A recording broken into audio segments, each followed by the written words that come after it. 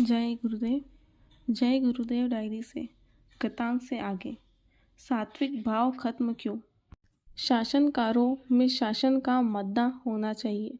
यदि शासनकारों में भविष्य का अनुमान नहीं है तो कुछ ही दिनों में राज्य में आतंक छा जाता है। अहंकारी लोगों की अधिकता से जीवन के अंतिम तक सात्विक भाव खत्म हो जाते हैं। हम जिसके यहाँ बैठकर पानी पी लेते हैं तो पानी पीते वक्त एक तरह का हमारे बदन में जहर फैलना आरंभ हो जाता है और 2 घंटे बाद मालूम होता है कि जिसके साथ हाथ का पानी पिया है उसके कितने घृणात्मक कर्म किए हैं। धर्म का पतन। जब हर कौम में लोग आपस में मिलना जुलना, बैठना और खाना पीना एक जगह करते हो, किसी के प्रति कोई भी भेदभाव नहीं समझता हो, उसी वक्त समझना चाहिए कि संसार की अवस्था पतन की ओर हो रही है। मकान अच्छे हो, सड़कें अच्छी हो, कीचड़ में हम न चलें, अच्छा कपड़ा हो, अच्छा खाना हो, भांति भांति के व्यंजन हो, अनेक प्रकार के कपड़े पहनने को प्राप्त हो, इस प्रकार की भावना मनुष्य की हो जावे तो समझना चाहिए कि दुनिया का रुख गिरने वाला है।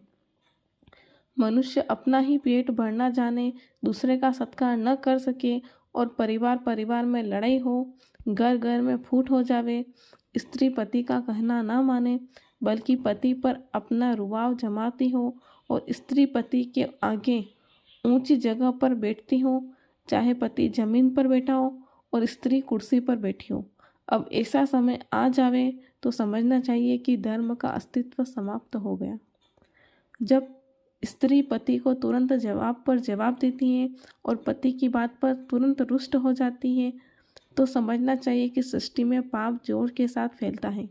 कहाँ स्त्रियां धर्म की रक्षा करती थीं, कहाँ स्त्रियां अंडा, शराब, मांस, सिगरेट आदि सब व्यसन करने लगी है। कुछ ही दिन में भांडा फूटने वाला है और मनुष्य ही अधिक संख्या में क्षति होगी। यदि मनुष्य मात्र धर्म को नहीं अपनाते हैं तो कदापि शांति नहीं मिलेगी। शब्द खालिस मोती है। यदि तू मालिक के गुप्त रहस्य को पाना चाहता है तो आँख, कान, जबान पर ताला लगा दे। उसके सिवा दूसरे को मत देख, न दूसरे की चर्चा कानों में आने दे और न मुख से दूसरे की बात कर। ऐसा करने पर ही तुझे आराम मिलेगा। अंदर के शब्दों को ध्यान से सुनना।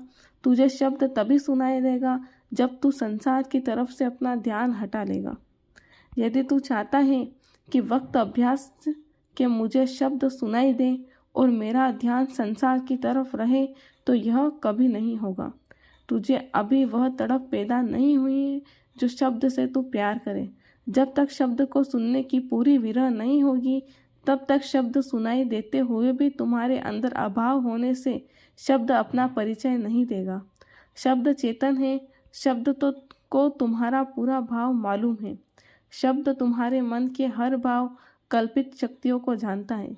शब्द सदा सच्चे हृदय स्थल वाले से रिज करता है। जो हृदय के अपवित्र हैं उनको अपने निकट नहीं पहुंचने देता। सद्गुरु ने जो शब्द की महिमा का कथन किया है वह इसलिए कि शब्द महान, पवित्र और खालिस मोतियों की तरह है। द्वंद्व का कारण। यदि साधक गुरु कृपा के द्वारा साधन करने लगे और भाव में शब्द आवेगा तो साधक की सूरत शब्द के साथ जुड़कर साफ होगी।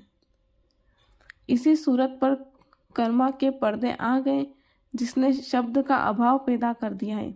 इसी अभाव को दूर करने के लिए साधक सूरत के ऊपर चढ़े हुए पर्दों को अपनी साधना द्वारा हटाता है। पर्दों के कारण सूरत के अभाव में कमी हो गई। इसी वजह से सब लोगों में द्वंद्व पैदा हो गया है। कर्मों की गहन गति को महात्मा योगी पुरुष ही जानते हैं। जय गुरुदेव।